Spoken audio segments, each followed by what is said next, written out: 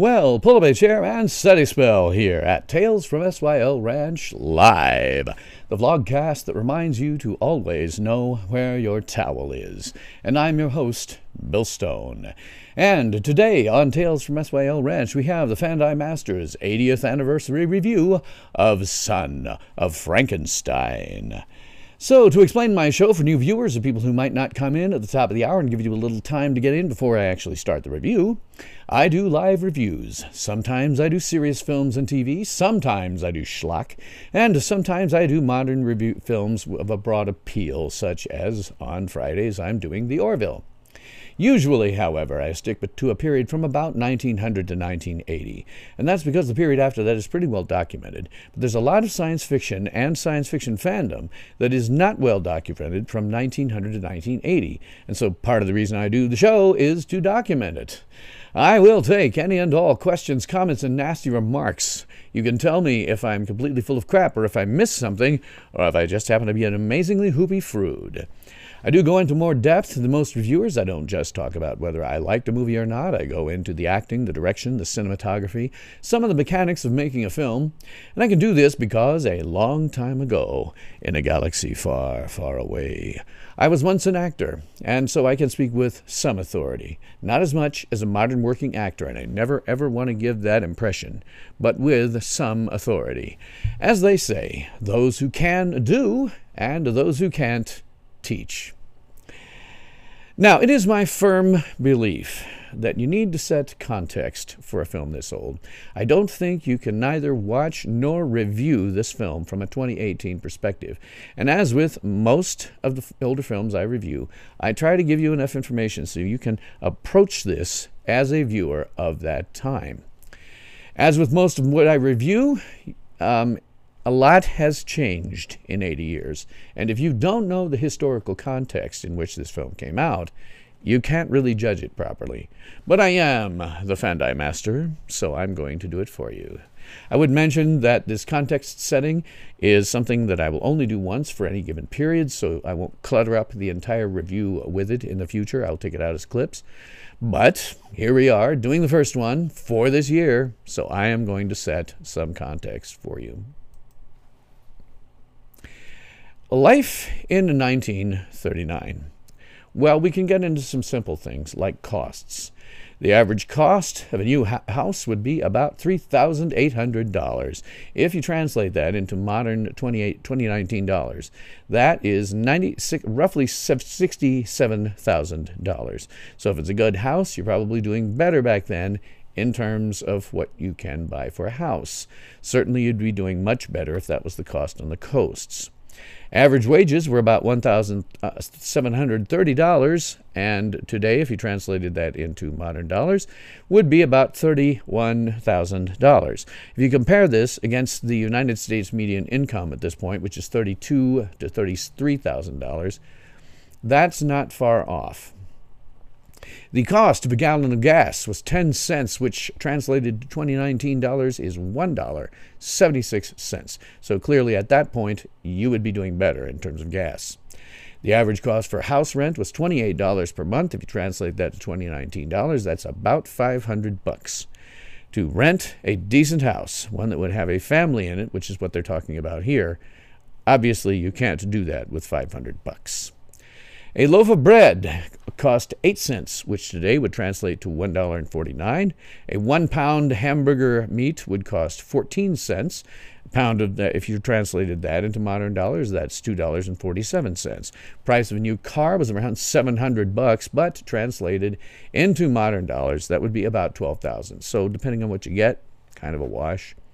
This one's interesting. A toaster of that time period would cost $16. Now, in 2019 dollars, that is $281.74. And believe it or not, the cost of that had been cut significantly in the last 10 years because this was the time when they were starting to run electricity everywhere. So they had more electricity, more customers, and then things like electric appliances like a toaster would come out. As with all technology, the toaster was at first very expensive. I mean, $280 for a toaster. It was first very expensive, but then as more manufacturers got into it, They were manufacturing things with a lower cost and higher quality. That's what always happens with any kind of technology. Start out with it being really expensive, but as people start to get into the game, it becomes lower and lower, and the quality goes up and up. That's just the way it always works. Hot cross buns were 16 cents per dozen. Today that translates into $2.82, and you could get 4 cans of Campbell's tomato soup for 25 cents. Today that would be $4.40.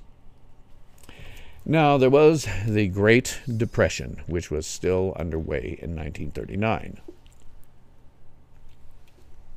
10 years, I would mention, after it began in 1929. In the United States, unemployment was around 17.2%, and amazingly, they list inflation at 0%. Hard to imagine that that was actually true, but as I said, the Great Depression began in 1929 and would not end until after World War II. So think about this. An entire generation of people in the United States grew up knowing nothing but economic hardship. They took it for granted. Now, in terms of a parallel that I can talk about, in terms of what we have come to just expect,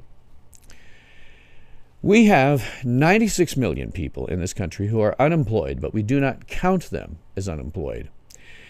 And we are now used to, because this has been going on so long, a generation or more, we are simply used to now the now constant homeless people on the streets and encampments around the United States, particularly Southern California because of the weather. I have a friend, a very big globe-trotting friend, who has gone and still goes everywhere, and I don't mean the tourist traps. I mean he goes out there and some of the bad places he goes to. Well, he tells me, and I have no reason to disbelieve him, because he has been to a lot of dren holes in his time. I have to admit that when he says it looks like a third world country, I have to believe him.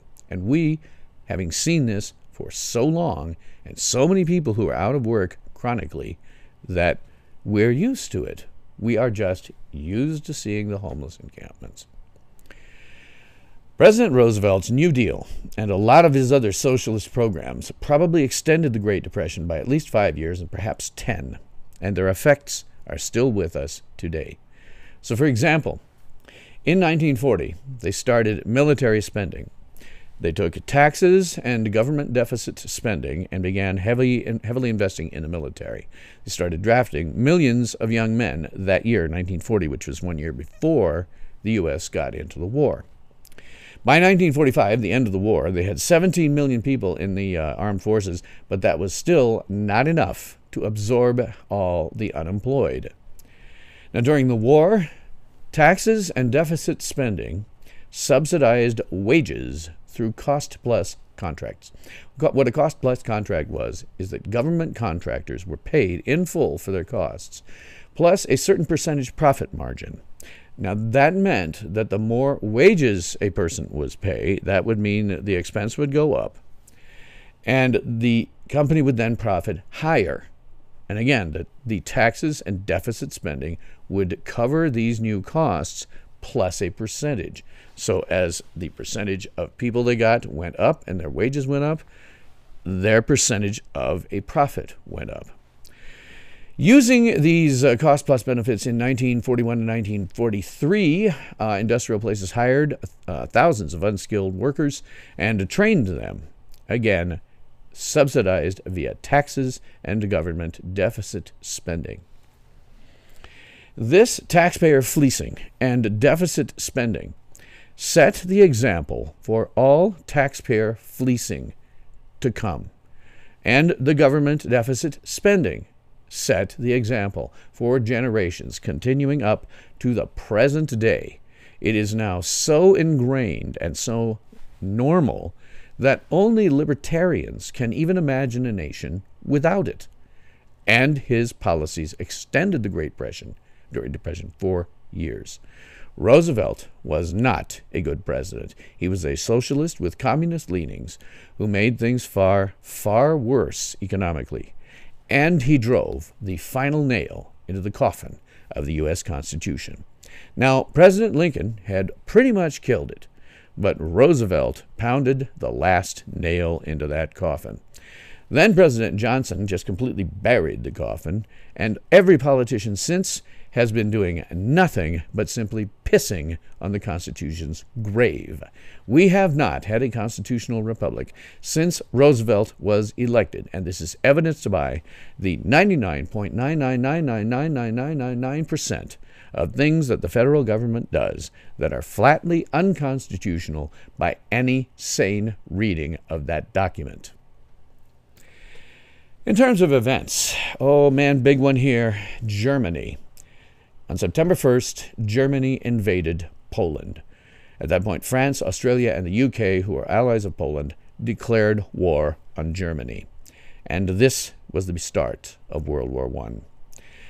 Germany and Italy also signed the Pact of Steel, which resulted in Italy being Germany's ally in World War II. And there was an assassination attempt on Adolf Hitler that failed by 8 minutes. Can you imagine what modern history would look like if that 8 minutes hadn't been a problem, if they'd actually killed Hitler at that point? In the UK, the outbreak of World War II stopped all television broadcasting by the BBC, and it would not be resumed until after the war in 1946. In Finland, Soviet troops invaded Finland. The Soviet Union then lost over 125,000 men as compared to the 25,000 that Finland lost. There were also nearly 200,000 injuries on the Soviet side, where Finland had about 43,000.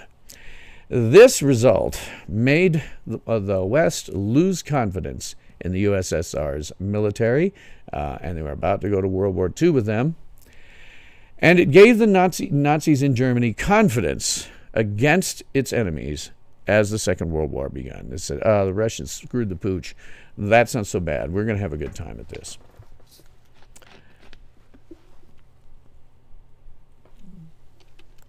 Other places, Spain. Generalissimo Francisco Franco was not dead. He was the dictator of Spain at this time, and in this year he conquered Madrid, ending the Spanish Civil War. And in that same year, an earthquake killed 30,000 people in Spain. In France, the last public execution was held when the murderer Eugene Wildman was decapitated by the guillotine. Yes, they were using the guillotine all the way up until at least 1939. That is how the French roll. In the Middle East, the UK Royal Commission recommended the formation of Arab and Jewish states, and the Palestinians revolted. This is how long we've been stuck in that quagmire over there, at least since 1939, and in fact back to World War I, when the colonial powers divided up that area into places that nobody in it wanted to live. So we have this thing where we're going to have a Jewish state, which became Israel, next to the Palestinians, who hate them. What a shock. And of course, this year in Rome, Pope Pius XI died. In the U.S., the Neutrality Acts were amended so that we could send military aid to countries in Europe, while still officially neutral in the war. Does this sound at all consistent with what we do now? It should. In October of 1939, President Roosevelt received a letter from Albert Einstein indicating that probably nuclear fission was possible, and with great energy release. And so later, they set up the Manhattan Project to do precisely that, to create a bomb based on nuclear fission, and was used twice. Also this year, Lou Gehrig retired from Major League Baseball after being diagnosed with ALS, and LaGuardia Airport opened in New York City. In terms of popular culture, in terms of TV, well, not a hell of a lot. Regular broadcasts had just started. There really wasn't much going on in TV. In the film world, Gone with the Wind had come out, The Wizard of Oz, Stagecoach, Of Mice and Men, Wuthering Heights, and The Hunchback of Notre Dame. In music, Glenn Miller had a series of hits, including Moonlight Serenade, Other songs that were very popular: Moon Love, Over the Rainbow, which comes from Wizard of Oz and sung by Judy Garland, Stairway to the Stars, and Address Unknown by the Ink Spots.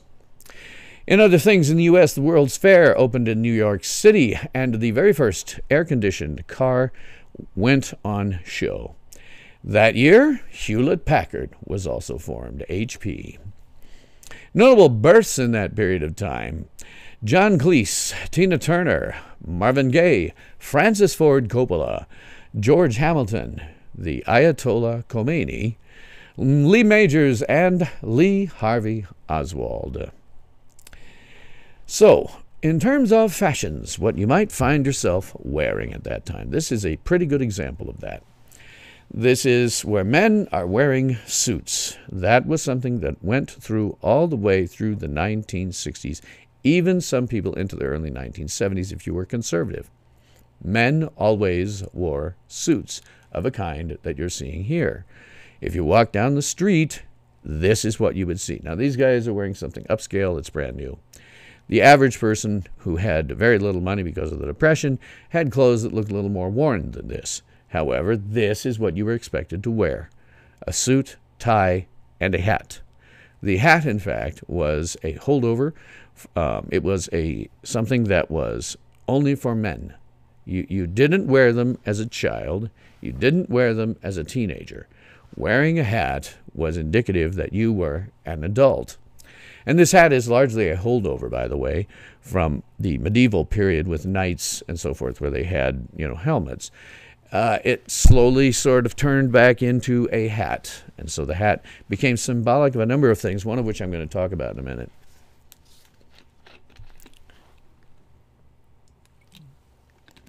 If you were a woman, this is what you could probably expect to be wearing.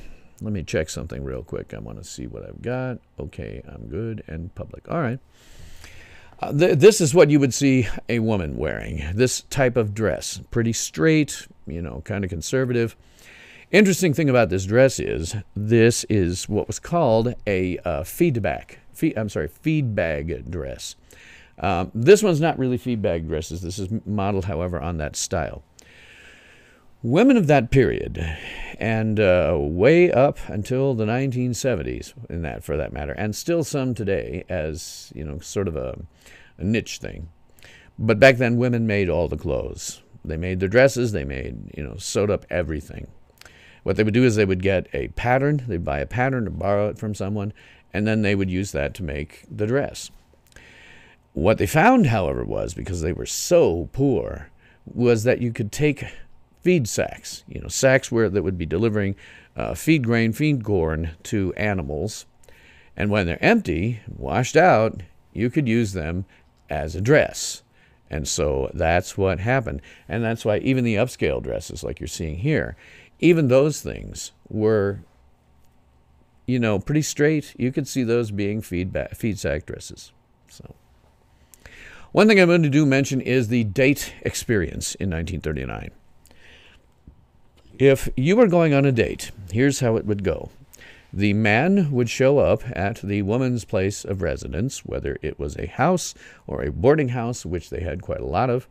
He would show up there in a car or something like that, or perhaps a cab that he'd gotten for the purpose, because not everybody had cars. And he would be wearing what we kind of saw him wearing here, and he would pick up the woman. She might not be wearing something like this. She might be wearing something a little bit more ornate. But, this was the style. He would pick her up at her home, and then when they went to the car, it was, what I'm about to describe to you, was absolutely socially expected at this time. If you didn't do it, if a man didn't do these things, he was considered a cad. If a woman didn't do these things, she might be considered a slut. So the man would then open the door of the car or the cab for the woman. And he would allow her to sit down and seat herself and to get her clothes all inside the car. And then he would close the car doors. He would then go around to the other side and get in. They would then arrive at wherever they're supposed to be. And he would get out, go around the car, and then open the door and typically take the woman's hand in order to help her out of the car and then close the door. Walking down the street, there was something prescribed for that. Walking down the street, a man would always stand on the side that was closest to the street. The notion being it was a symbolic show of protection. The notion was that if something came by, splashed up stuff off of the pavement, it would hit the guy and not the woman in her rather expensive stuff. When you got to the movie theater, the man would hold the door for the woman, abso-freaking-lutely. And then as walking into the theater and walking towards the seating, the man would take up a position on the woman's right side. The reason for that was the right side was considered the side of honor. And it was because in old days, you would have a knight with a sword, and he would need to draw this sword and use this arm to be doing fighting. So the woman was always on the man's left, so that she would be out of the way and protected when he's doing his fighting. Obviously, they didn't do that in 1939, but the required social interaction was there. You had to do that. Once you got to the seats, the man would go first. He would clear the aisle for the woman and then find some seats, and the woman would sit down. And only after she was fully seated and everything was good, then he would sit down and remove his hat. Now, this was, again, a symbolic show of protection. You're saying to the woman, I'm going to leave my helmet on until I know that it is perfectly safe. When it comes to what you did after the movie by itself, by the way, was not the same experience we have now. There would be a newsreel, a couple of cartoons, maybe a short subject, and then 2 films. You would have a film that was run first, usually higher quality, that you called the A film. And then you'd have a second film running that was usually not quite as good quality, either technically or in terms of what it was. And that would be the B movie. And that is where we get the B-movie term from. Today, movies we call B-movies aren't really B-movies.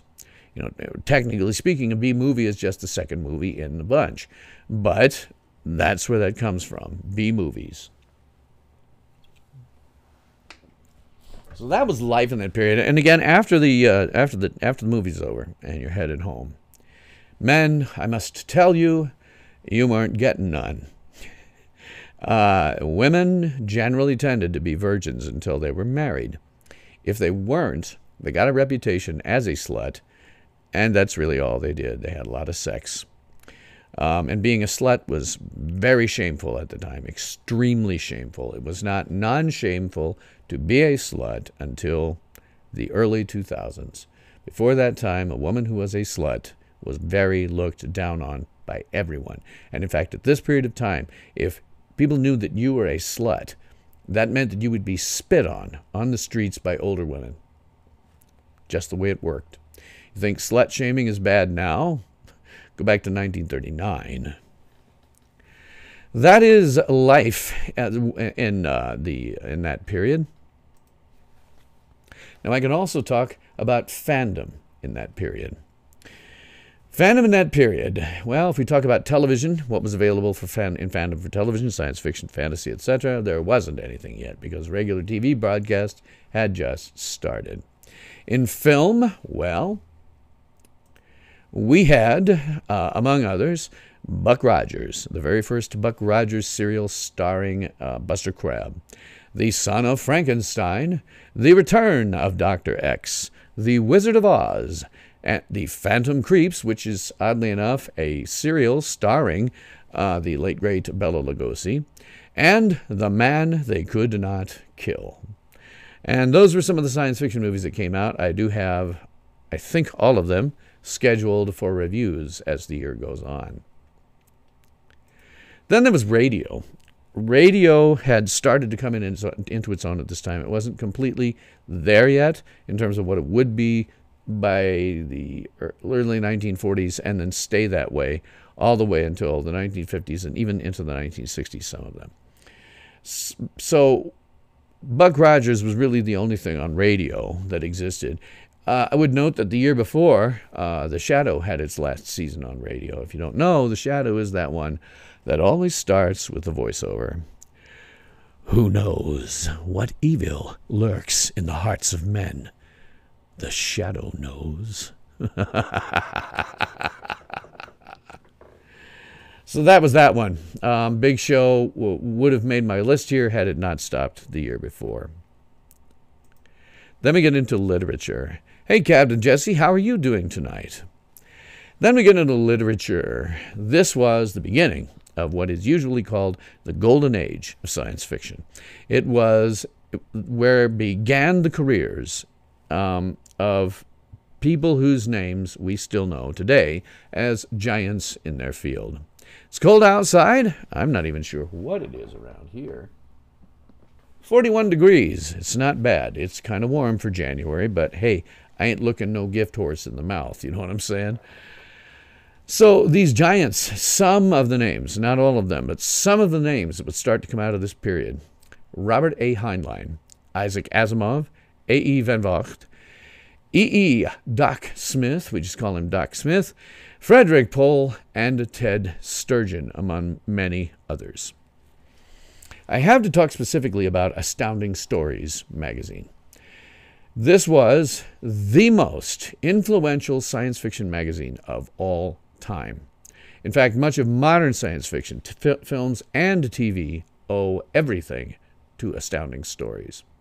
Now, many of the early issues of Astounding are now in the public domain, and I have a link below specifically to the first issue, January 1930. It's in my description box. Go there, read that magazine, because you're going to figure out that, my God, they are examining some of the exact same themes that we do today. Exactly the same. It's couched in different science that was as good an estimate as they could make in 1930. And 1930, I think, is when that first came out. The best estimation of the future they could make then. It is completely wrong, of course. Tech always dates. But it's interesting to read that issue because you go through and go, my God, this theme is something that we use today. This theme is something we use today. It's why being a Fandi master, there's so little that's new in the world. So John W. Campbell, who is something of a legend, became the editor of Astounding Stories in 1937, and he took Astounding toward a very hard science fiction. Now, the difference between hard and soft science fiction. Hard science fiction, you spend a lot of time talking about the tech, how things work, so that the reader can go, okay, yeah, good, makes logical sense all the way through. Soft science fiction is a little more concerned with story and character development, things like that. Not that you can't have that in hard science, but it is more of a focus with soft science. So Astounding became a hard science fiction magazine. So that meant anything it published had to be in that general direction. So in July of 1939, which is cited generally as the start of the golden age of Astounding Stories, and in turn of science fiction generally, the July 1939 issue. Because in that issue, they contained A.E. Van Vogt's very first story and a very early story by Isaac Asimov.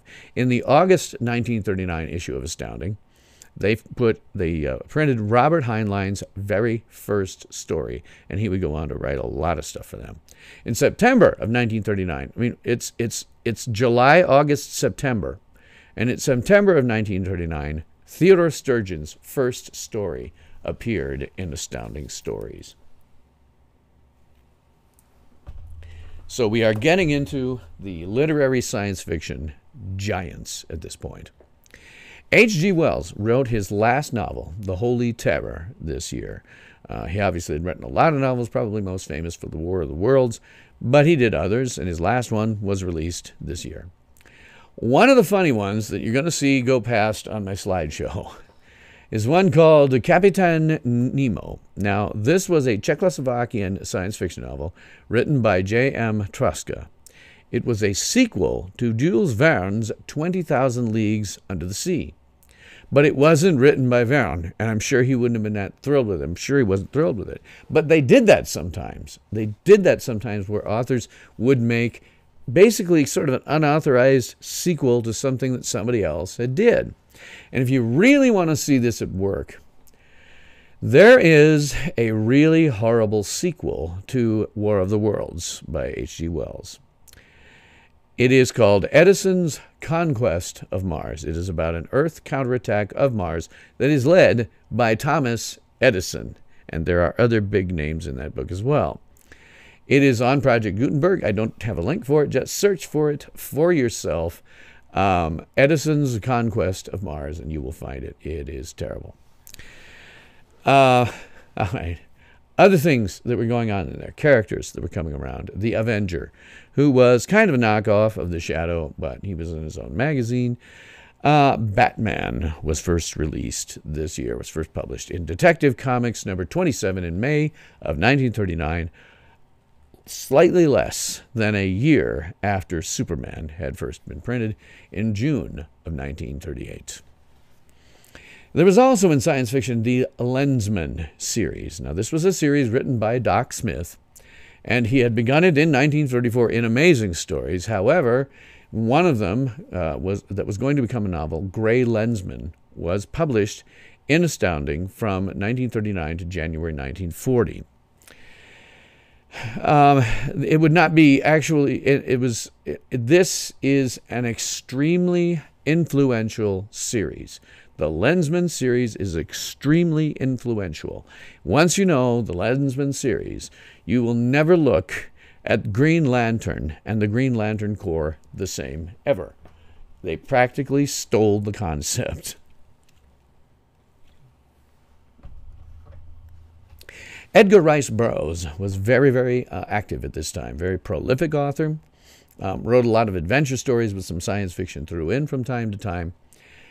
So this year, they published Synthetic Men of Mars, which was the 9th out of 10 in Edgar Rice Burroughs' Barsoom series. Now, he called it Barsoom because it took place on Mars, but the actual residents of Mars called it Barsoom. So that's his Barsoom series. He also wrote Land of Terror, which is the 6th and last novel in his Pellucidar series. It was written this year, actually. It wasn't published until 1944. Pellucidar was a land that was under the earth, beneath the earth, and he actually did a crossover with Tarzan once. He was, of course, associated with Tarzan probably more than anything else, and he was writing his 20th. He published his 20th out of 26 Tarzan novels in 1939, which was called Tarzan the Magnificent. Then there was Carson of Venus, the 3rd of 5 of his Venus series. Go read them. Most of Edgar Rice, I think all of Edgar Rice Burroughs now, all of his books are now in the public domain. And I have a link in my description box so that you can go out and take a look at all the books that he wrote. I would suggest that if you have not read it, try reading A Princess of Mars, which is the first book in that Mars series. They're all very good. So we get off a little bit more into fandom with the fanzines. Hello, Larry. And yes, we always have my towel. You can't see it right now, I don't think, in my background, but I guess a little bit at the top over that.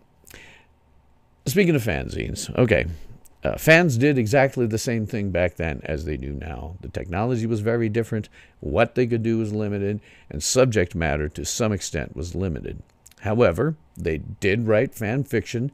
They did do their own artwork, as evidenced by what we're seeing here. And in order to do anything with this, they got, you couldn't just put it up on the internet for somebody to see. There was nowhere to put it. So what you would do was you would gather up various stories or artwork that you and other people had done. You would duplicate off, hopefully just as many copies as you would need. And then you would sell them generally to members of a local science fiction club. We have one here in Lincoln, Nebraska, the Starbase Andromeda, which has been running forever, since the 1970s. It has been running since then and still meets. So we had a fanzine called the Kelvin Outpost. Starbase Andromeda, Kelvins, if you know the original series, you get that one. It was called the Kelvin Outpost. And we did exactly what you see here. We would gather the stories up. In this case, we had mimeograph machines by then, thank God. But you would put them together, run off as many copies as you hoped you needed, sell them to people inside your own fan club, and then maybe contact other fan clubs around the country and see if they wanted some copies or if they could trade. You did that oftentimes. You would trade one for the other. Now, the problem with doing this is, of course, we did not have, I lived through the tail end of this, we did not have any big computers or printers or anything like that. No mimeograph machines that you could, did a machine, you could stick it in there and it comes out. No, nothing like that. We would use mimeograph machines, spirit duplicators, and that sort of thing. There were a number of different technologies. Now, in the past, I have kind of talked about how this works. Captain Jesse says, are we going to have to get back to a Phantom series? I'm not sure what you mean there. Phantom series. I've talked about this stuff before. I've just talked about it. But as I was looking on YouTube, I found a very, very nice video. A very nice video that shows you what I mean. I've edited it down. It's a couple of 3 minutes long. And so I'm just going to show it to you so you can see exactly what sort of insanity we had to go through when we use these things. The liquid duplicator is usually used to produce 50 to 100 copies. One of the most commonly used machines is the stencil duplicator or mimeograph. This one is manually operated. This one is electrically operated. Generally speaking, stencil duplication should be used when 50 to several thousand black copies. These are for average work. They usually come in letter and legal sizes. A wide variety of insets may be purchased which can be cemented into stencils to give professional results. Remove the protective sheet that comes with the stencil and insert the cushion sheet with the wax surface facing the stencil. For a professional job, type evenly. Use a slightly slower speed and heavier touch to produce the best copy. When an error is made, roll up a few spaces. Pull back the plastic covering and brush a light coating of correction fluid over the error. Turn on the light and raise the horizontal ruling edge to position for your work. Select a lettering guide and place it on the ruling edge in alignment with your typewritten copy. Use the correct stylus for each guide. Its number is often stamped into the lettering guide. Use a firm, even pressure, but be careful not to tear the stencil.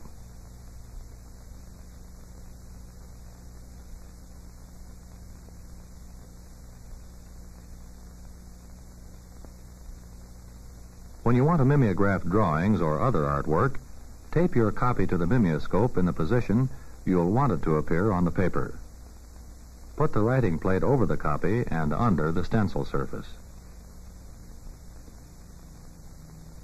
Now you can easily trace the artwork. First, get out your paper and place it in the feed tray. Adjust the paper feed.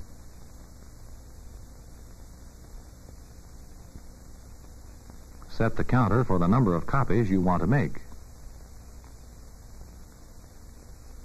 Open the right-hand locking mechanism and loosen the ink pad cover. Relock the mechanism and peel back the cover. Open the left-hand locking mechanism, remove the cover, and throw it away.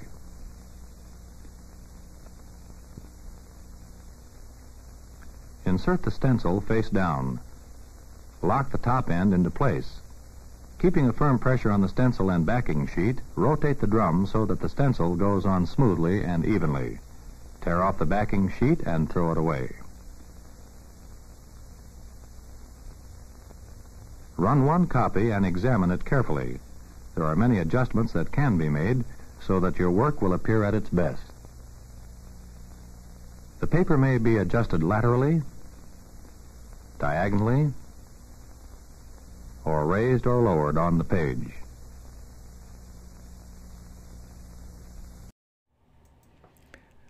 Wow. Aren't you glad that you live in the internet age? That was how they made all fanzines until the early 1980s. As I say, I lived through the tail end of this. Boy, am I glad. Things they don't mention in there about that. A couple of things. Captain Jesse, fandom writing sci-fi TV. Let me get to that in a second. Larry says 10,000 science fiction fanzines to be digitized as a part of the University of Iowa initiative. Yeah, I ran across that. I'm glad to see that. Hopefully they'll be digitized and in public, because I will spend a lot of time reading them. One of the things about those that they don't mention here is the ink that was used for that. The stench was unbearable. In fact, I had to do things like running off tests and quizzes as a teacher's assistant for one semester in high school, and they kept theirs in the teacher's lounge, which meant the teacher's lounge smelled of this stench like bad. You really needed to just like open up windows and put big fans on it and pour it out, but they never did. And you could get the ink on your fingers. As you might imagine, she was going through a lot of care not to get her ink on her fingers, but it was very easy to do so.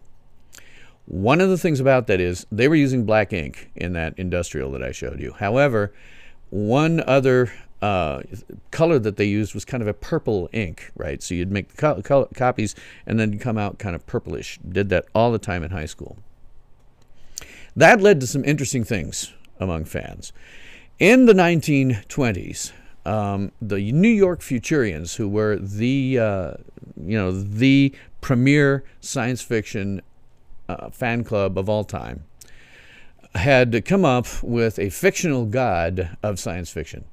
They called this fictional god Goo, G-H-U.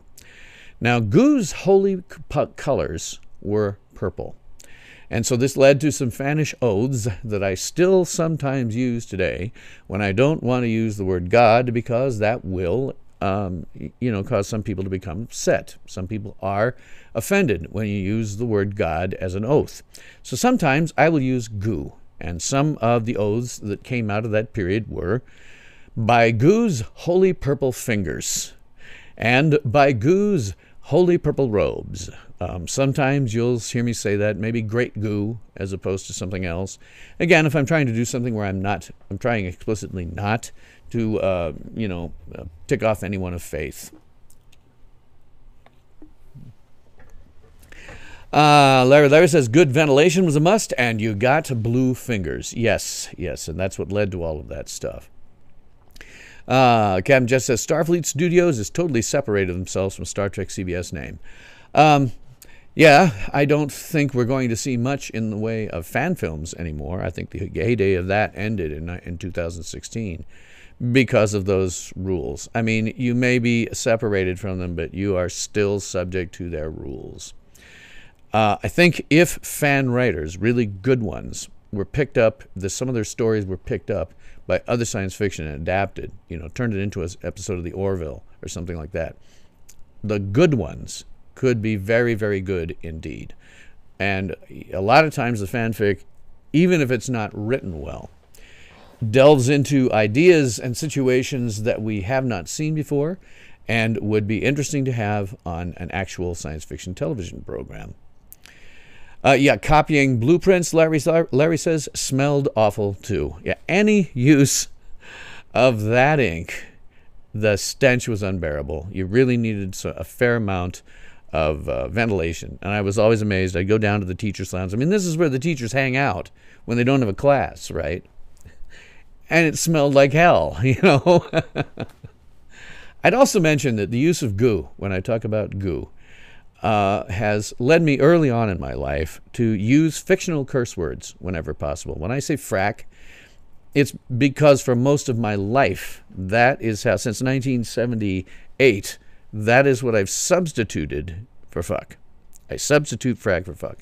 And I oftentimes will substitute goram for goddamn because it's something that will not offend anyone. And the fun part about it was, in grade school, high school, etc. when I was using frack. Well, if you said fuck, the teachers had something that they could do to you. They could send you to the principal's office because that was not anything like tolerable language at all in that time period. But when you said frack, there was nothing they could do. It wasn't a curse word, not really. Everybody knew exactly what you meant, but you weren't going to go to the principal's office over a fictional word. This has also impacted me later in life. I think that anyone can say the 7 deadly words, as Carlin said, that you can't say on television. Anyone can say shit, piss, fuck, cunt, cocksucker, motherfucker, and tits. Those are the deadly 7, according to Carlin, the ones that will warp your mind, corrupt your soul, and keep America from winning the war. Shit, piss, fuck, cunt, cocksucker, motherfucker, and tits. Anyone can say those words. Anyone whatsoever. It takes creativity and intelligence to curse the way that I try to curse. It's something where maybe people won't always know what the hell you're saying, but they can't be really offended by it. And in any case, it's far more creative. It shows, if you're a science fiction fan, please, curse with fictional curse words. Make up oaths like by Goo's holy purple fingers or some variation, because it sets you apart as being a hell of a lot smarter than most other fandoms for anything. Larry says teachers would drink to avoid the stench. I never saw that, but I wouldn't be surprised. Okay, so that is science fiction fandom of 1939. Now, in terms of the review, I can give a non-spoiler review on this that's pretty straightforward. This is a really well put together film.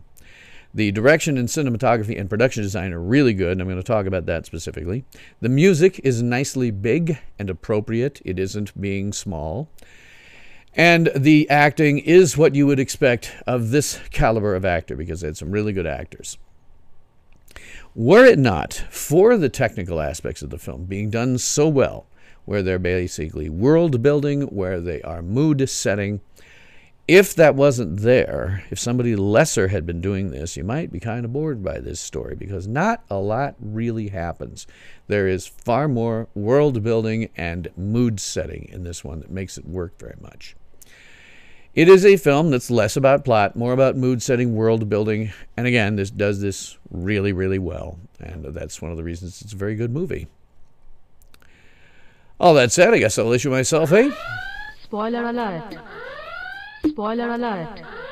All hands, prepare for incoming spoilers. Yes, it is a spoiler alert, and that is because I am the Fandi master, and that means that the fandom is strong with me, and that means that nothing is new, nothing is original, and at worst I figure it out about a half an hour too early. This is not a boast or a brag. This is sadly where you find yourself after having watched, read, and listened to about 100 years worth of science fiction. You simply cannot see the new stuff for the century that came before. And as I mentioned with the Astounding Stories issue number 1, you discover that there isn't really that much that's new in the world, and it sometimes interferes with your ability to enjoy things. That's not the case on this film. I mean, I walked into it knowing basically everything that was going to happen, but I got so engrossed by the direction of the cinematography and the scenic design that that part of it kept me captivated more than anything else.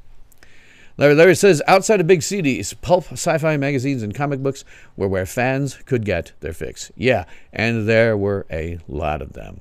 Those pulp covers that I was showing through there are only a fraction of what was out there. They were just what I could grab easily, that I could see, okay, this is a 1939 cover, this is a 1939 cover.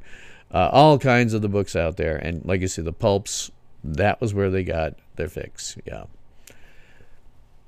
So, to talk about the plot of this film, plot is actually fairly straightforward.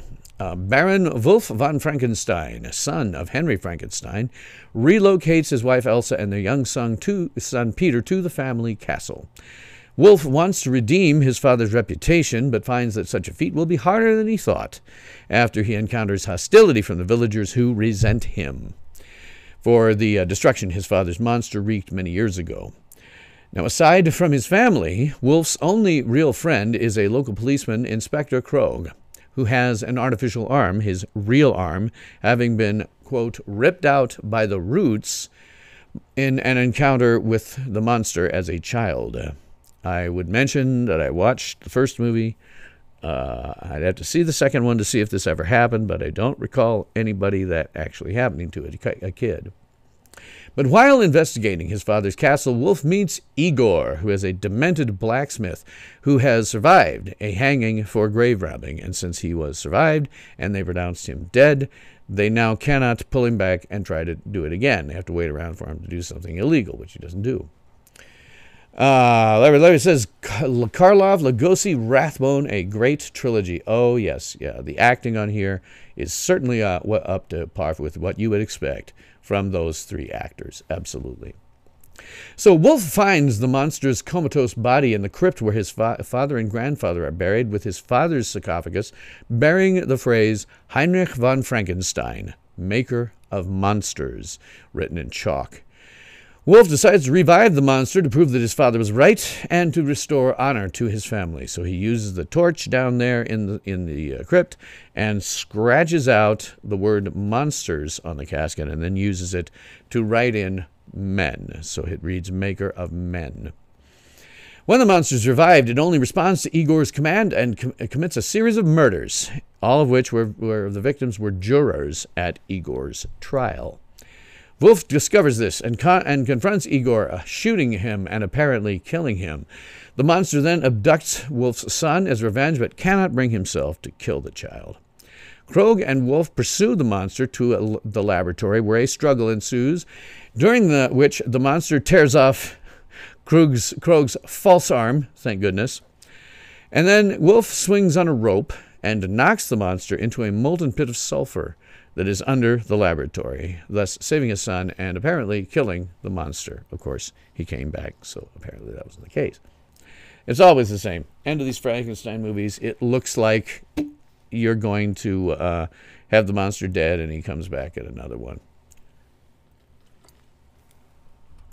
There it says Igor or Igor. Well, in this case, it's Igor. This film is very much a basis for Young Frankenstein, the film Young Frankenstein. So many things are similar in these two. If you've watched Young Frankenstein, it is, in fact, probably a little difficult to watch this film without laughing sometimes. Young Frankenstein takes some of what happens in this film and satirizes it, and does it very well. But the upshot is you have to put that thing out of your mind when you're watching this film. Otherwise, you're going to see too many similarities, and they'll laugh. And in Young Frankenstein, Igor is Igor, and of course Frankenstein pronounces his name Frankenstein. So anyway, the wolf then leaves the keys to the Frankenstein's castle with the villagers, and the film ends with the village turning out to cheer the Frankenstein family as they leave by train. And scene. Okay, cringe moments. I like to get those out of the way first. My biggest cringe moment, my real only cringe moment per se, was the kid.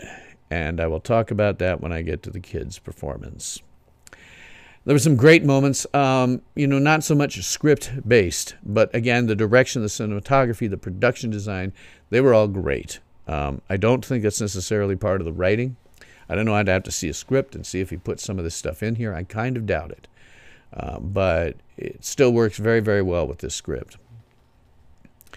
Writer on this, well, the first one is Mary Shelley. The credits say, based on the story suggested by. Well, that's because this thing has no relationship whatsoever to the book. In fact, almost no Frankenstein movies follow the book. One of the few exceptions is the 1994 film Frankenstein, which stars and was directed by Kenneth Branagh, and also starred Robert De Niro as the creature. And Helena Bonham Carter as Frankenstein's wife, thus proving that she can be cleaned up and not look weird. But this was, that's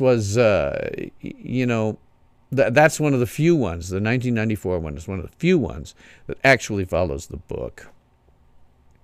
The real writer on this is Willis Cooper.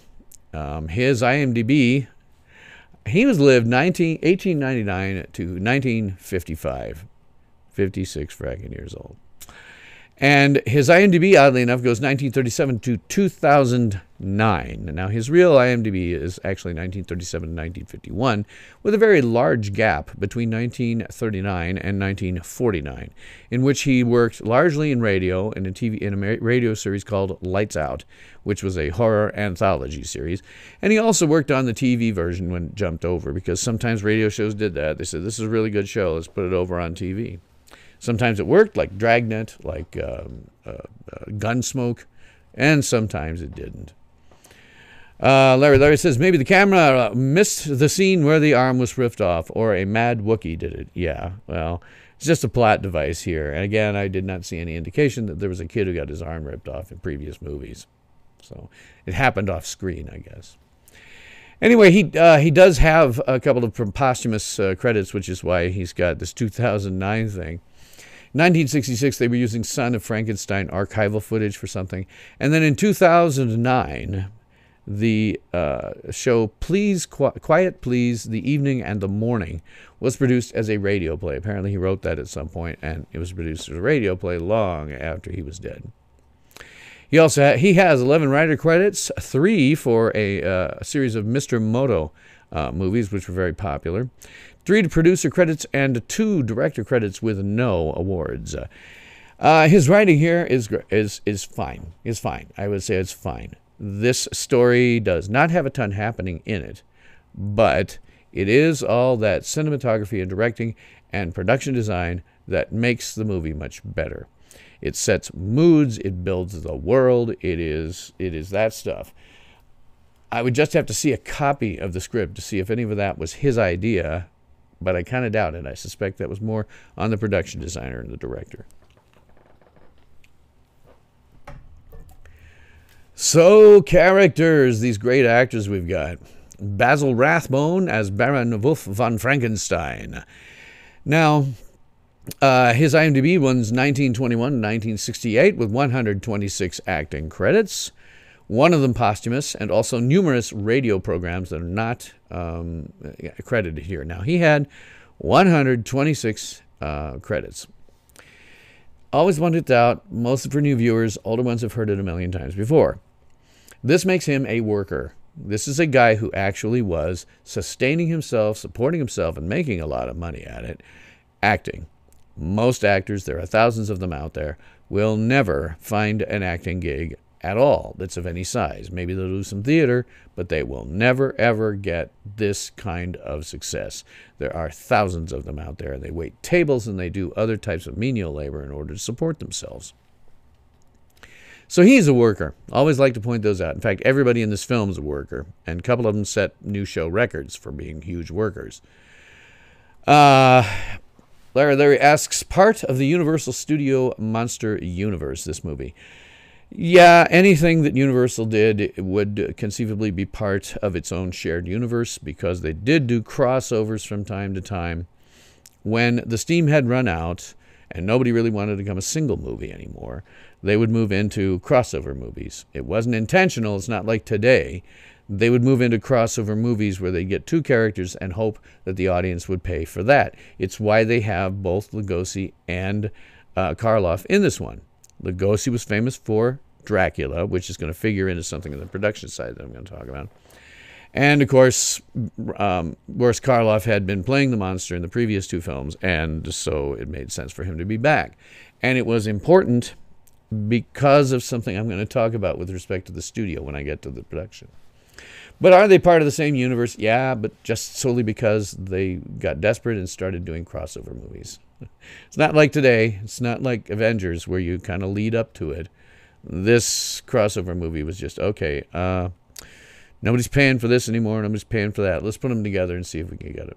So, Basil Rathbone largely did film until about 1945. Let's get my things back. 1945, and then largely television with multiple series and many TV movies. He played Sherlock Holmes in 2 episodes of a TV series as well as 15 films. He was very good as Sherlock Holmes. It was a very good series that he made, and he is now basically extremely associated with that character. He got his star on the Walk of Fame in 1960 for motion pictures, television, and radio, and he was nominated for 2 Oscars. His performance here is great. This is a great actor. He knows what he's doing all the way through. It is perfect in every way. I do not see anywhere. The only thing I wonder about is, when things start going south for him and he's got people around that he's not been telling it about, his manner in terms of how he gets all sweaty and he's just nervous and on edge should have keyed off to some people around him that there was something wrong beyond the usual stuff. Larry says he was my Sherlock Holmes until Jeremy Brett in the 1990s. I actually probably saw Jeremy Brett before I saw most of Basil Rathbone's ones. But yes, I agree, Jeremy Brett was a great Sherlock Holmes. And if I was going to choose between the two of them, yeah, I'd probably go with Jeremy Brett. But that's partly, too, because they always kept those films in the 1890s, 1880s, where they originally belonged. They were period pieces. What happened with Sherlock Holmes is they kept moving the technology forward and forward and forward until it was practically current day that he was operating, and he had cars and all that. Not that it's bad, but it was just interesting that they chose to go that way, probably because it was cheaper than filming an actual, period piece. But yes, Jeremy Brett is also another great Sherlock Holmes. You can see both of them on YouTube. I don't know if there's full movies, but you can certainly see both of them. So he was a great actor. He's doing a great performance here. There's nothing wrong with him. Everything that he does makes perfect sense. Good performance all the way around. The monster is played by Boris Karloff, who had done it in 2 preceding Frankenstein movies. They did the first one. He was a monster there. They did the second one. It wasn't as good, didn't do nearly as well at the box office, and he played the monster there as well. His IMDb is 1919 to 1917 with 207 acting credits, yet another worker, and 3 of those credits are posthumous. He also did 11 soundtrack credits, and he largely did film until 1949, and then usually TV with some film thrown in. He also had a TV series with his name on it, the Boris Karloff Mystery Playhouse, because by this time he had become totally synonymous with horror movies, with the character of Frankenstein's monster. So they did this show because they thought, oh, Boris Karloff's name on there, that means it'll be, scary mysteries. The thing was that his name has almost nothing to do with it. He appeared in 2 episodes, but he has no other credits for that show. Somebody came up with the idea and just went, okay, and went about his business doing other things. They said, hey, could you act in a couple of these? He said, okay. But he really didn't have anything to do with the show that actually bears his name. He is, of course, extremely well known for Frankenstein's monster, and also later on How the Grinch Stole Christmas, which he narrated. He's won a few awards. The Fangoria Chainsaw Award in 2017, he got a Lifetime Achievement Award. Fat lot of good it did him since he'd been dead for 48 years.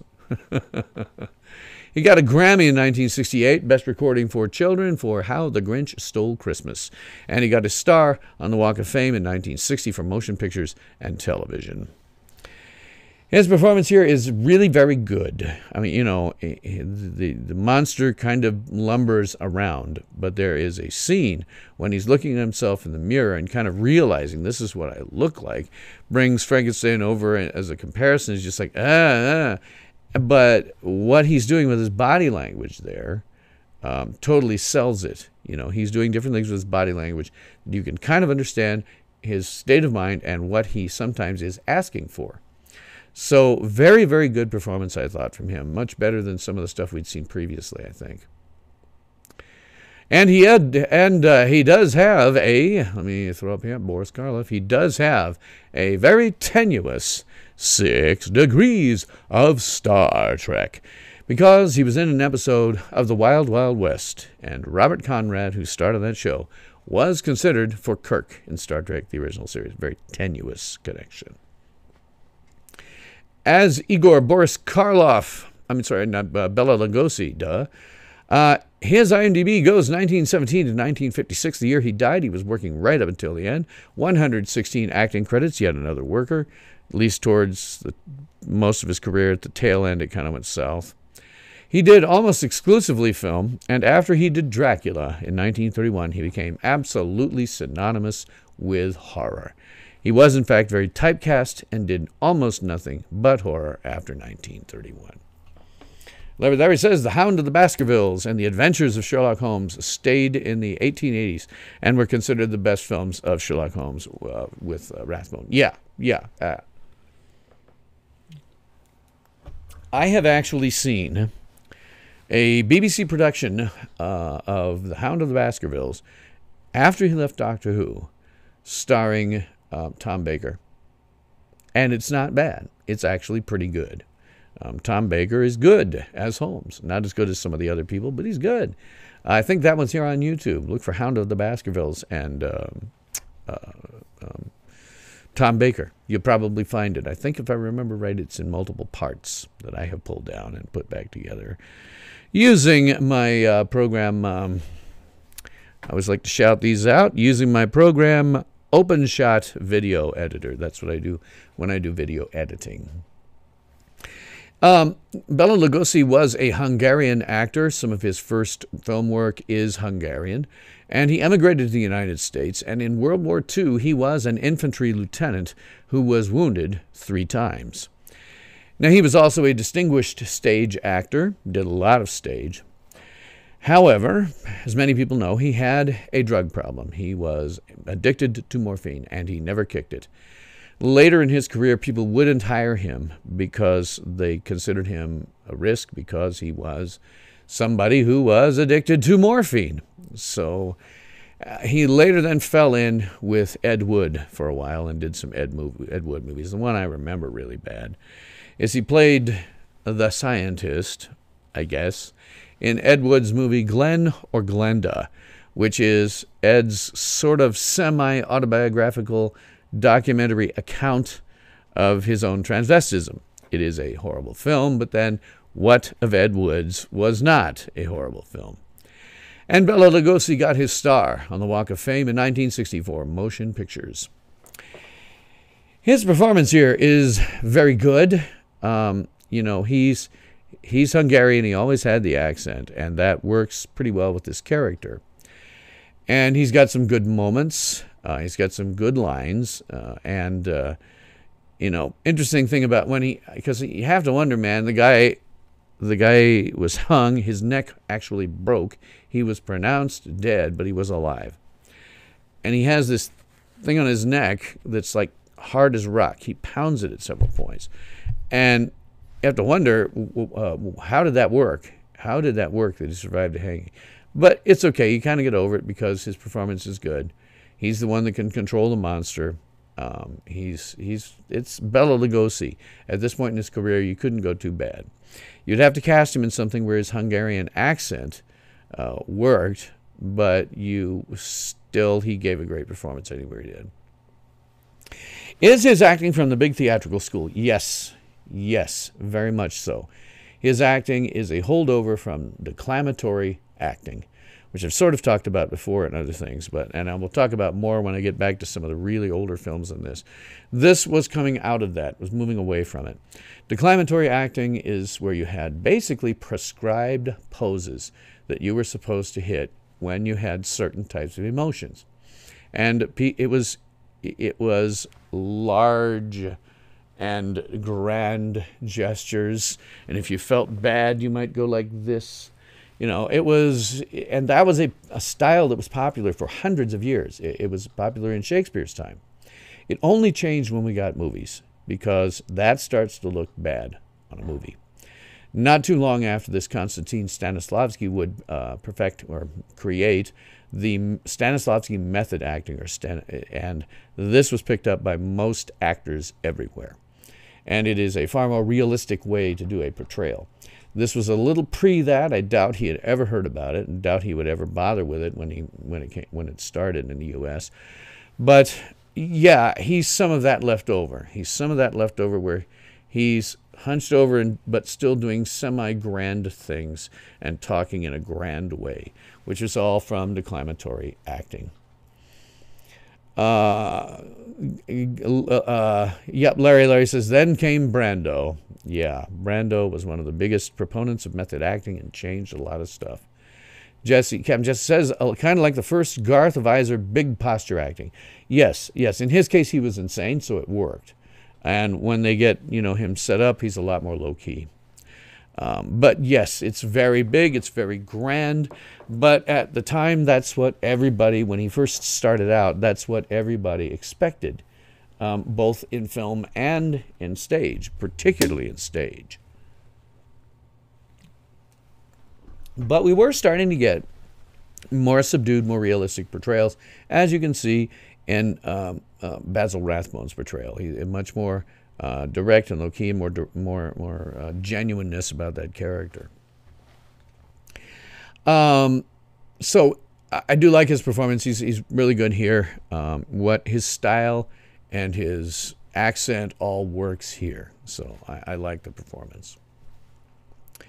Inspector Krogh was played by Lionel Atwill. Now, he has an IMDb that runs 1918 to 1946, which was the year he died.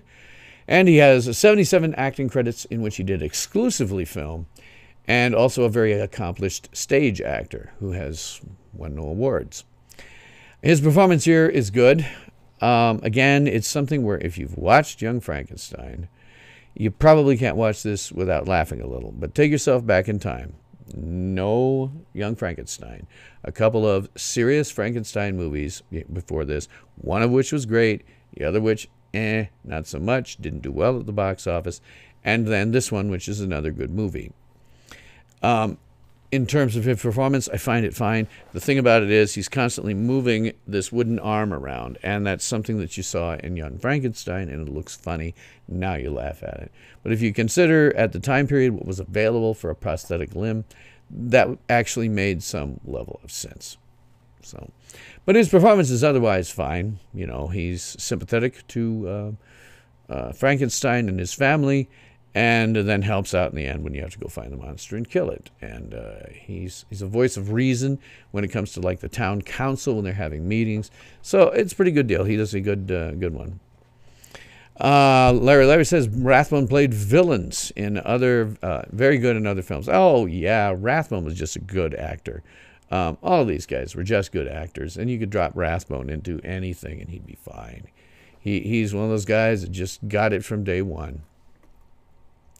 Then we have Josephine Hutchinson as Elsa von Frankenstein, Wolf's wife. Her IMDb goes 1917 to 1974. Her first role was at the age of 14, but then her IMDb jumps all the way up to 1935. So clearly her real IMDb is probably 1935 to 1974. She had 76 acting credits, again, a worker. She did mostly film until 1975, then TV with multiple series. She didn't have any regulars or recurring characters. However, she did play different characters on the same TV show. She was also an accomplished stage actress and did that largely after her IMDb stops and before. She won no awards. Her performance here I find fine.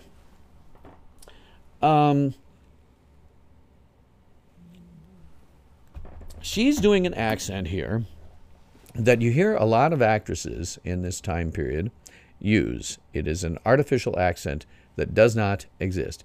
It is called a mid-Atlantic accent. You can hear this with, Clark Gable sometimes. Other actors of that period are speaking in a dialect that does not exist. However, it was expected at the time. So to me, that accent actually kind of detracts from one's performance. But she was still fine. She was scared when she was supposed to be scared and supportive when she was supposed to be supportive. It is not her movie by any means, but, she does a good job. I cannot complain with her. I just am always struck by that non-existent mid-Atlantic accent that she has. Then as Peter von Frankenstein. Yes, they had voice coaches, absolutely, yeah. And they were taught that accent because it doesn't exist in real life.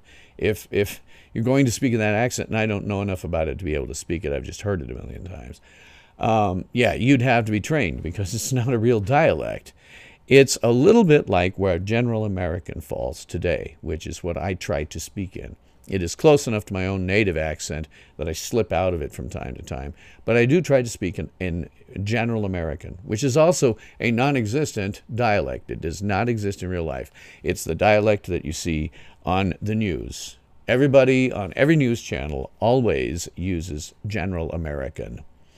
But back then, the dialect of choice was this Mid-Atlantic.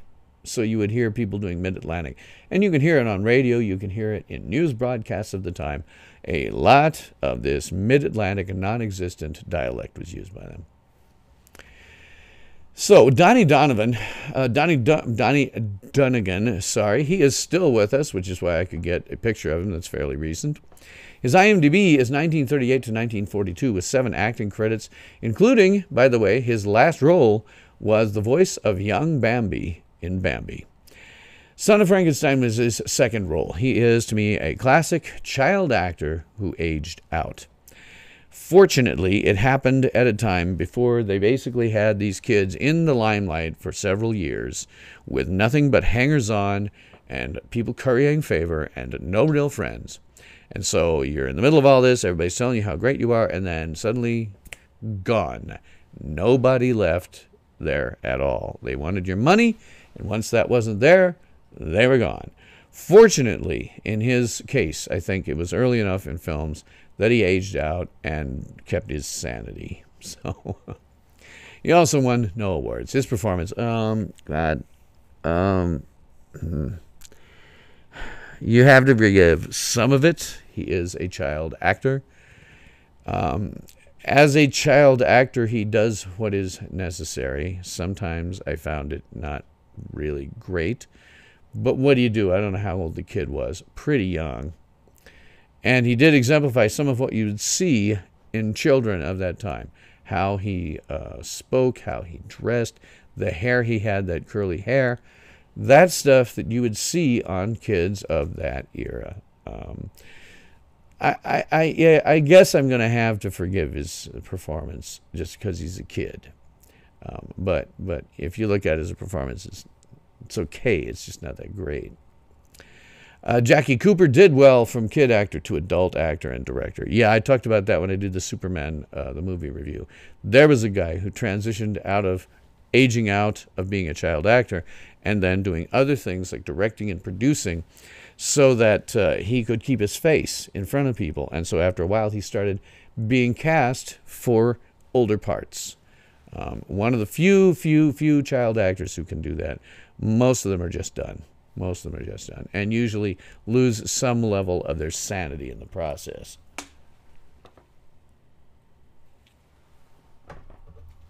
Then we have the category of everybody else.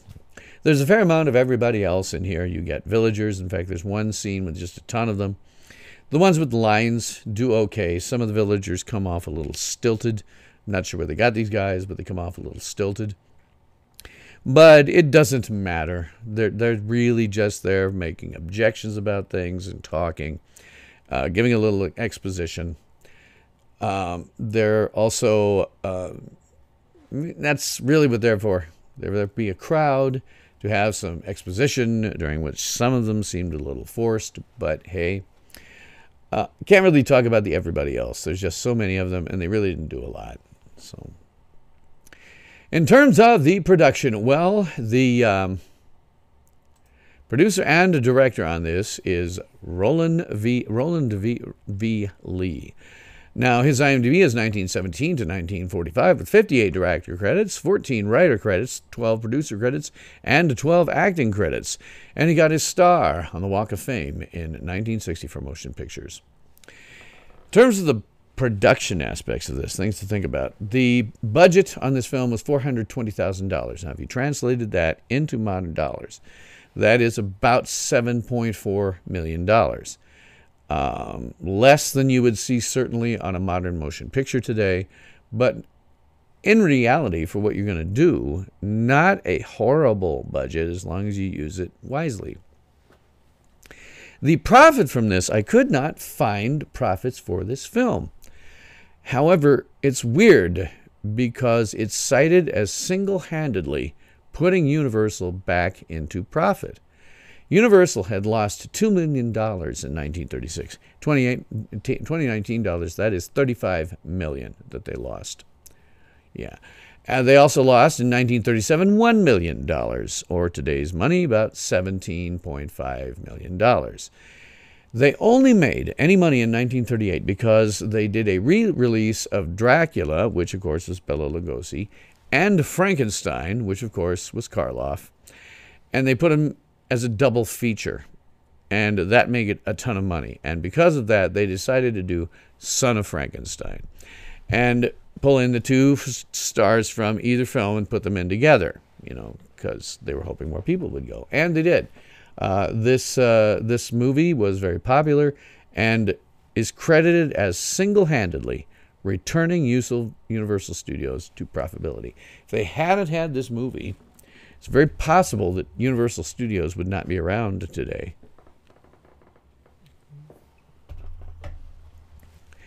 In terms of the direction, oh man, I like the direction. I like the direction. There was clearly some kind of collaboration between the director and the cinematographer on this one, because particularly in that opened area castle, and I'll talk about that when I do production design, but particularly in there, he's got some very creative and ingenious things to do. It's a huge space, as it should be. In castles that we've seen before, the interior tends to be smaller than what you would really think of as somebody's castle. This one has it. This one has these big, big sets downstairs. And there are times like the one that really strikes me. Frankenstein and his wife are having a conversation across the dinner table, which is kind of out there with a lot of empty space around it. And the camera sits pointed at them, but kind of from a distance.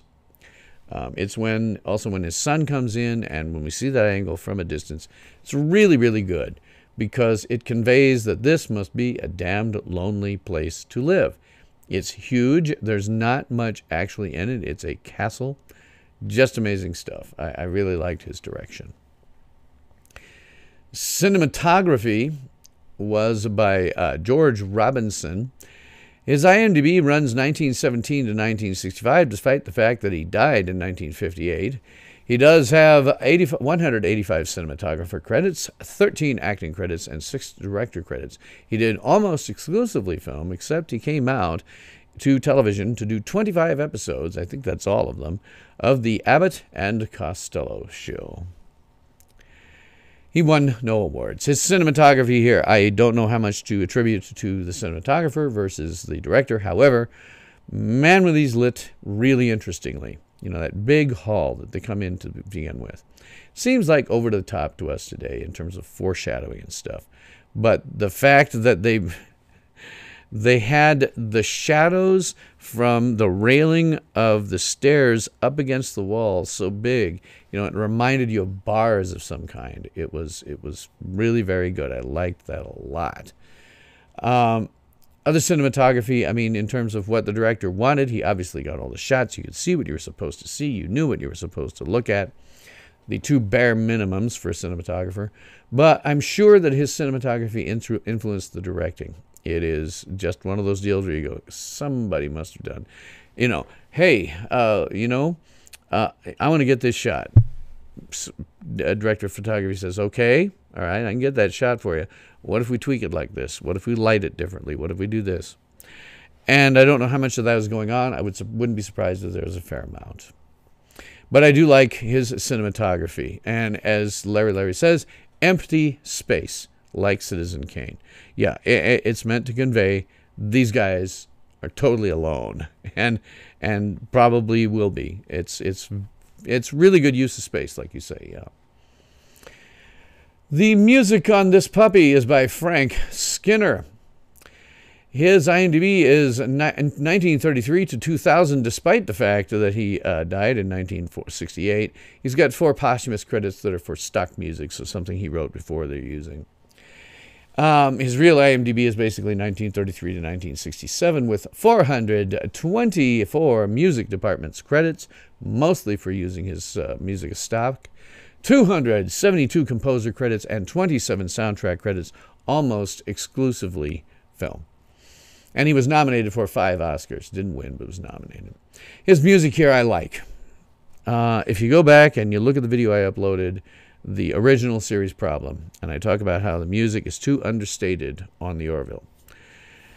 This is one of those ones in the fairly early days of film where, you know, they took a good score that was big, it was appropriate to the moments, you know, underscored everything happening very well, but also wasn't afraid to do some of those big things that you associate with monster movies. You know, if the monster is suddenly seen, you get some kind of big music, you know, lead up to him and some kind of crescendo. Some of that was present here, so I like that very much. I like that a lot. Art direction on this one is by Jack Otterson, whose IMDb goes 1934 to 1953. His real IMDb goes 1947 because they used archival footage in something of his. He has 316 art director credits. This is a new show record for an art director. Haven't seen an art director with 316 credits, so that's pretty amazing. And he also has 3 art department credits. He was nominated 7 times for Oscars, never won one. His design, the art direction, oh my God, you know, just great.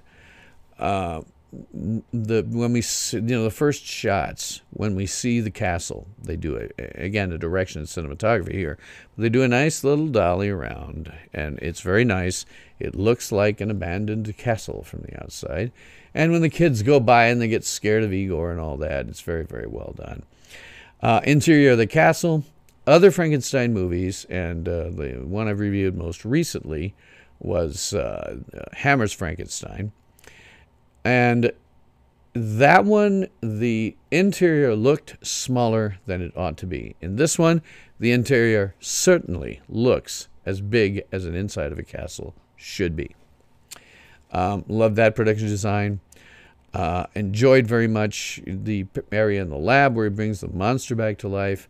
And more importantly, he's sitting down there and making notes about things he's finding out. So, you know, to be honest, I think they gave future sequels an out with just the fact that the monster at the time that he gets him has 2 bullet holes through his heart, and he's still alive. Igor says that he was made to live forever, and there's some indication that that's actually true, which is why we have all these sequels, even though it looks like he's dead at the end of every single one. Let's see. So the special effects are by John P. Fulton. His IMDb is 1928 to 2018, despite the fact that he died in 1966. He does have 2 posthumous credits, but his real IMDb goes to 1996, so he was working up to the end. He has 253 visual effects credits, which is another new record for this show. I don't think I've seen any individual visual effects guy who got 253 things. This includes, by the way, the 10 Commandments. So things like parting of the Red Sea, probably him. He has 75 special effects credits and did exclusively film. I think it's matte paintings and miniatures, as you're seeing here. So the matte paintings behind the Castle Frankenstein, when we first see it, that's probably his. That's probably his. He has won some Oscars. Holding the plane from King Kong, I'm not sure. Maybe, I'm not sure where the plane came from. I was just looking for images of him. It is easier and hard. It's both easier and harder sometimes to find pictures of people. Got a lot of them this time around from the backstage people. A lot of times they don't. He might well be holding that from King Kong. I don't know. I don't know for sure on that. I think, as I say, he was doing matte paintings here. There may have been some practical stuff that I overlooked, but a lot of matte paintings in this one. Did win the Oscar 2 times. Once in 1946 for Best Special Effects for Wonder Man.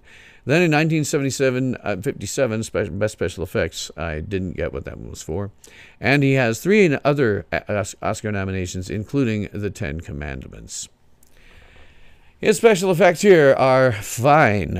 I'm sure they, the matte paintings look great. I wasn't looking at it that hard in a really wide shot of the castle, and that's usually an indication that it's been pretty effective. If your eye isn't drawn away from that because you go, wait, that's totally out of place, then when you watch it, it's probably perfectly in place, and that's how that works. So it was very good. Very good. Loved that. Now, look at that. John P. Fulton. Yeah, okay. So good job with John P. Fulton. Nothing to complain about there at all. Costumes are done by Vera West. At least that's what it says in IMDb. The credits only credit her as doing gowns. And she did a lot of that in her career. I'm going to talk about that in a second. She did a lot of that in her career. She was born in 1898, died in 1947 at the age of 49. I'm so old. Her IMDb runs 1927 to 1947 with 393 costume designer credits. This is also a show record for costume designers. I have never seen that. I did, however, look at her IMDb because I was curious how she got all those. When I did, I discovered that in 1939 alone, she did costumes for 33 films. She was probably working directly for Universal Studios. Universal Studios would have employees like her or actors that they called on contract, which meant that they worked solely for that series, that movie studio. And they would say to actors or even people behind the scenes, okay, I want you to go to this movie. You're done with that one? Go to this movie. Go to that one. And I'm pretty sure that's what was going on with Vera West. She was getting orders, go to this picture, go to that one, go to that one, do the costumes over here. And so that's how she racked up 33 films inside of one single year. She did win an award, the Costume Designer Guild Awards. In 2005, she was inducted into their Hall of Fame. And again, fat lot of good it did her. She'd been dead for 58 years. Her costumes here are good, some of which she's bringing back from the Frankenstein mythos, kind of what that monster would wear. And also at the same time, doing a lot of interesting stuff. The townspeople are great. In terms of what their costumes look like. They're not out of place. It's a period film. And the same thing with everything anybody's wearing. It is a period film, and they are wearing things that are appropriate to that era for that type of person. So your costumes are great. Yeah, Larry said, working multiple films at the same time. Yeah, probably that's true. Probably that's true. They would say, go do these 3 films, and she'd have to bop and forth. So that said, I mean, this one happened in roughly the middle of 1939. So yeah, she was probably going back and forth from one to the other. That's what people under their contract did. Working multiple films, yes, at the same time. Abso-freaking-lutely. Now, as I say, I like her costumes very much. They are appropriate for a period piece. They get everything right that I can see with my eye. And I have some eye for this, knowing a little bit about history. But it looks good. It's all appropriate for what's going on. Cannot complain at all. Makeup on this one is by a guy who sort of was half legendary at the time and would become so more later on. Jack P. Pierce. His IMDb goes 1915 to 1964 with 169 makeup department credits, which include, one of those credits translates into 104 episodes of Mr. Ed, the Talking Horse. So, yeah, there was that. He also did 22 episodes of Screen Directors Playhouse. And he does have 12 acting credits. He was exclusively film until 1953, and then he did a mix of television and TV. And he did a lot of monsters. The Frankenstein's monster makeup that you're seeing him work on with Karloff here is his design, and it would go on to be used over and over for Frankenstein, even when Karloff was not playing him. He also did monsters like the Mummy, the Wolf Man, Invisible Man, etc. All of these were something that he did. In terms of his awards, he got the Hollywood Makeup Artist and Hairstylist Guild Award. In 2003, a Lifetime Achievement. Fat lot of good it did him. He'd been dead for 35 years. Yes, Jack Pierce could be said to be the real creator of the Frankenstein monster. Yeah, that's all him. Everything you see there in that makeup is his. If you're going to call somebody a real creator of Frankenstein, yeah, Jack Pierce would be it. And he went on to do a lot of Universal's monster movies. So. Now, in terms of the reception of this film, I've already talked about the box office, how it made a fair amount of money, a lot of money, and made the entire studio solvent again. Without it, they might have gone down the toilet within a year or two. Rotten Tomatoes, critics have this at a 91%. I would say that's about right. And looking at the various quotes, I don't disagree with them. Viewers have it on Rotten Tomatoes as 71%. I'm a little surprised it's that low. It may be because modern viewers are expecting more to happen, and it doesn't. It's a fairly straightforward plot, and so things don't happen every 10 minutes. There's no action sequence every 10 minutes that people are probably used to. So that's probably why it's as low as it is. Influence. Well, again, the film was a reaction to the popular re-release of Frankenstein and Dracula on double feature. And Universal's horror output had been generally declining before this, or non-existent in some characters. But when they got all this money from Son of Frankenstein, they started making more and more and more of these horror films. Modern audiences are stupid. Well, they're just trained to think that movies are popcorn fare, always popcorn fare, eating that popcorn, being excited. They're not really ready anymore for a relatively slow-paced movie that is mostly about the visuals in terms of world building and building, doing interior, that castle and stuff like that. That's why part of the reason I do the review. It's part of the reason I do the review is I'm hopeful that maybe somebody younger will watch it and they will see, oh, wait a minute, that's what movies were like back then. I need to change my own behavior so that I can appreciate films like this. And when you get to my new show, Become a Fandi Master, there will be at least one lesson regarding that. Isn't coming up yet. Next, this week I'm going very zen. I am going to teach my Padawans the correct way to breathe. So that'll be an interesting one. So it did have sequels. It had sequel crossovers. And then they took it straight to comedy, just straight to comedy. In that era, because you didn't have this big cinematic universe that, they were intentionally kind of crafting around things to come up to a, big crossover. No. These were individual films that when they lost their popularity at the box office, they would say, okay, Wolfman isn't all that great anymore. We're not making any money off of that. Frankenstein, we're really not making any money off of that. Let's put it together, and then we can get people from both sides who like those characters to show up, or people who would like to see them show up. Once you ran out of your that kind of movie, once you ran out of crossover movies, then you went to comedy, and that did happen in this. You call your students grasshoppers, yes. Well, if you've seen the opening titles for that show, I steal it directly from right before Master Poe starts calling him Grasshopper. So I go with Padawans because of the nature of the show.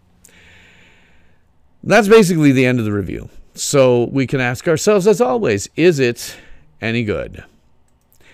Well, yes, it is a very well put together film. chair's fallen down. It is a really well put together film. It is less about the story and what happens in the story, and it is more about the visuals, which I like to see in film. It is a visual medium. Use it. And the direction, the cinematography, and the production design all combine to create a certain mood that is uncomfortable for the audience, because we can see these people are totally alone. They don't have any friends. They're not likely to have any friends. And they live in this huge space, that gives us the impression with nothing around it. It tells us, oh, God, these people are just totally isolated. So the cinematography, direction, production design all went towards making these moods. And that is very, very good. Despite the fact that I'm not sure, I wouldn't have been kind of bored by this script if it had been done by someone else. If it was just, more conventional and following the script, probably would have been kind of bored.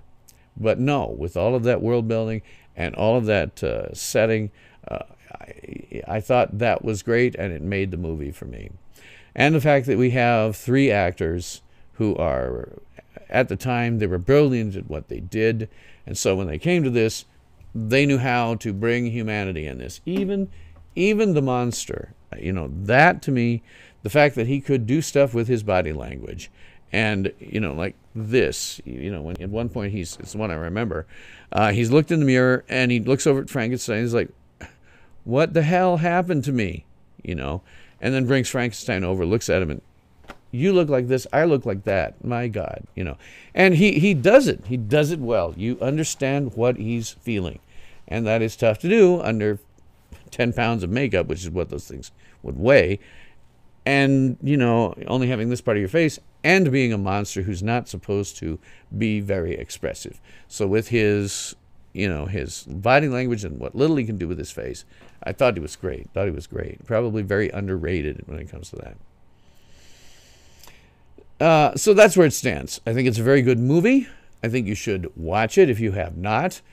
And it will be slower paced than modern audiences are aware of. But my young Padawans, one of the things that I will teach you along with breathing is patience. Sometimes to see a great movie, you need patience.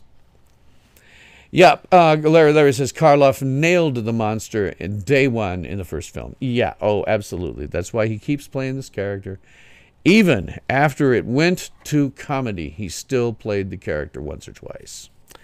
So that is basically the end of my review, and I don't really have any. I don't really have any news and commentary that I'm going to talk about today. Nothing has happened that completely jumped out at me as horrifying or stuff like that. I would mention recently, within the last week, Mean Gene Okerlund passed away. Loved that guy. Underrated comedian, frankly. A very underrated comedian with a voice that I wish I had. I wish I had Mean Gene Okerlund's voice. So that's about the only thing I can say in terms of a modern current event. Is that struck me when he passed away. I went, oh man, that's too bad. I loved Mean Gene Okerlund. He started out, by the way, not in the World Wrestling Federation, but in the American Wrestling Association, which was the territory in which I lived. So I had seen him a lot before he hopped over to WWE. So, just following him and the stuff that he did and how he reacted to all the wrestlers. And sometimes he would, there's 1 or 2 scenes out here, you can find him on YouTube, where a wrestler will just absolutely make him crack up. Somebody's doing a interview, a promo, and they do it in a weird way. And Gene just, it's funny. One of it was he has this microphone in his hand, and then he gets something that's starting to make him laugh. And he goes like this, and then kind of keeps his face still, holds the microphone, and he keeps going, and it keeps getting weirder. And finally he turns away, and he's just laughing in the back of this camera, and the wrestler reacts to it, and he says, why are you laughing? I'm totally serious. And Gene's over here just laughing. You're absolutely right. Mean Gene played it straight. He played it straight. He was a great straight man. to all of these sort of crazy wrestlers. And that's why I think he's an underrated comedic actor, frankly. So, I might do a little bit of ad copy at this particular moment in time. And as always, I will attempt, probably badly, to emulate Ernie Anderson, who was one of the voiceover guys you heard on ABC throughout the 1970s and 1980s. In fact, you can hear his voice on certain promos for Star Trek: The Next Generation. That's where I got that pronunciation from. Star Trek: The Next Generation. That's what he would always say. Star Trek. So, my ad copy for the rest of the week. Later this week on Tales from SYL Ranch. Do you think that you know how to breathe? Think again. Now the Fandi Master goes full zen and teaches you how breathing correctly is key to becoming a Fandi Master. That's later this week on Become a Fandi Master. Then, this Friday, on Tales from SYL Ranch, New Missions, Epic Adventures. Now, Ed, Gordon, and Alara visit Alara's home planet of Zalea. That's this Friday, on the Fandi Masters mini-review of The Orville, Season 2, Episode 3, Home. Then, next Monday, on Tales from SYL Ranch. After losing a powerful orb, Kara, Superman's cousin, comes to Earth to retrieve it.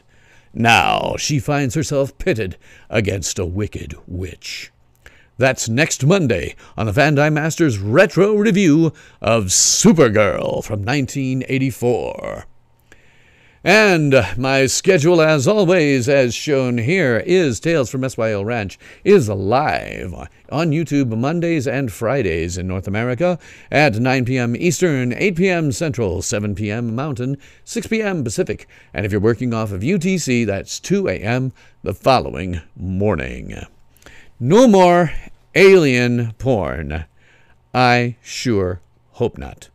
I don't even want to see human porn. I do not need to know what those guys do in their off hours, thank you. Talking about the Orville and how last week we got to find out all about Bortus's porn, and it was one of the reasons I didn't like the episode very much. Upcoming reviews, well, Fridays I am doing mini reviews of that preceding night's episode of the Orville until that series ends. Mondays, after Supergirl, I'd also mention I've got a new feature called Become a Fandi Master that I pushed. And that one is going to be a weekly recorded thing where I spend about 5 minutes talking about various topics. And this week I'll be talking about breathing. You will actually get to see me laying on the floor teaching people how to breathe. And that, by the way, will contribute to the notion of having some level of patience. When you're breathing correctly, you can slow down and have some patience. And that's part of why I'm doing it. But I'm not saying that outright. There's no point in saying it outright. I am simply going to teach my Padawans to breathe. But after Supergirl, on January 21st, I have Starship Farragut, Episode 1, The Captaincy. And I will be starting with Starship Farragut and reviewing at least monthly fan films. And if schedule holes come up, and there are some, I will insert fan films into them. In fact, I may work it around in my schedule so that I have one or more holes opened up every month so that I can review these monthly. January 28th, a retro review of King Kong from 1933. February 4th, 60th anniversary review of First Men into Space. February 11th, 60th anniversary review of The Cosmic Man. And then February 19th, Starship Farragut, Episode 2, For Want of a Nail. And there is a schedule on my website. If you go to my website and you click on the show schedule, you will see a schedule there. If you happen to click on any given item, you may very well see where I have put a link to where you can watch this for free. I would mention that as someone who was in IT for 40 years, always, regardless of where you're going, always use effective ad blockers inside of your web browser. And there is one that I like very much called uBlock Origin. That's the letter U, B-O-O-C-K. You can find it in your browser's add-on repository, and get this. The best thing about it is it removes all embedded YouTube ads. So if I'm on the handheld, I see the ads. If I'm on my web browser here in front of me, don't see any ads. Not ever. So, Larry says, patience, young Padawan. Yes, that'll be about lesson 3. 2 is going to be breathing. Probably work in something about patience as part of that in lesson 3. I don't know. Got a couple of Zen ones here. I got 3 or 4 Zen ones that are coming up right for the beginning. So, if you want to support me, well, I might ask something like this. Say, pardon me, but could you help out a fellow American who's down on his luck? Hit the road! So if you like what I'm doing, please like this video, subscribe to my channel, and tell all of your friends, family, neighbors, pets, and livestock to do the same. If you want to contribute to me, I have a PayPal chip jar. I think it's in my description. And if you visit my website, there are other ways to contribute. I do have an Amazon wish list. Now, I don't have any crowdfunding because I can't, in good conscience, use Patreon. And PayPal has now frozen out Subscribestar, which was the only other option. So we'll see how it goes. There's maybe be another one that's started by Jordan Peterson and what's his name, Ruben. But I have to tell you, knowing something about how that works, that is a much bigger can of worms than they can possibly imagine. The necessary hoops to jump through to do financial transactions are huge. I mean, you're going to have to hire people who just know how to do that. And then you're going to have to make the platform. Well, they're not going to do it. They're not programmers.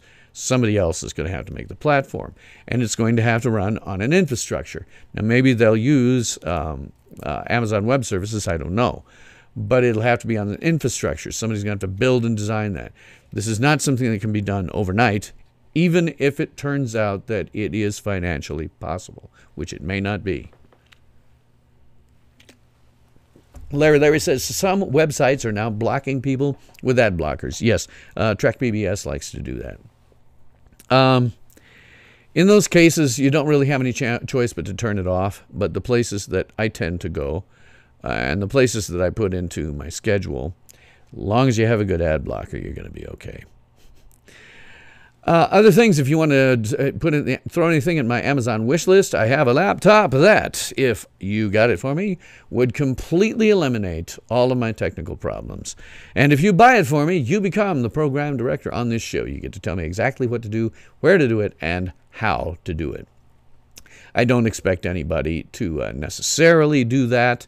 However, if you contribute financially, it all goes toward, it'll accumulate until such time as I can afford that laptop. All of you can see all of this on my website, www.wrstone.com. And I would certainly thank people who have contributed to me. I say it every single time, and there's no way to do it that isn't repetitive. I really enjoy the fact, on a couple of levels, that somebody paid for me. First off, that you'd pay because I have opinions about movies and other things. I'm glad that you appreciate that. Seat fell down again. I'm glad that you appreciate that. It's very flattering to me. And also the fact that a long time ago, in a galaxy far, far away, I was in fact an actor. And this does involve a certain level of showmanship. If you go back and you watch, they can't now, but when they go up on the Internet Archive, because I'm putting them up in order that they were made. If you go back and you watch some of the early ones, not nearly as much showmanship involved as what I'm doing now. Everything you're seeing about me is real. My opinions are real. When I talk to you, it's real. But there is a certain level of showmanship involved in doing this, and I get a kick out of that. It's not acting, but it's close in some ways. So the fact that you'd pay me for that is very damn flattering to somebody who always wished I could get my SAG card. And by the way, if you're out in Hollywood, you're watching me now, and you want to put me in a bit part in a film so that I have to join SAG, go for it. Always wanted my SAG card. Dream big. Of course I dream big. Wow, if you didn't dream big, you wouldn't have anything. Always dream big. I want to be out and exploring strange new worlds and seeking out new life and new civilizations and boldly going where no man has gone before. That's how big I think. Not sure I'll get there, but it's how I think. So all that said, I guess that's all the time that we have today, boys and girls. So tune in on Friday for my mini review of the Orville Season 2, Episode 3, Home. And by the way, you know, Fox, when you're putting out a synopsis for this stuff, make it 2 or 3 sentences. Just saying that they're going to her planet is not something that I can make into a big deal when talking about Ernie Anderson. How do you make... And now they go to this planet. Make something a little bit more exciting. So until then, this is Tales from SYL Ranch, the vlogcast that reminds you to always know where your towel is. And I'm your host, Bill Stone.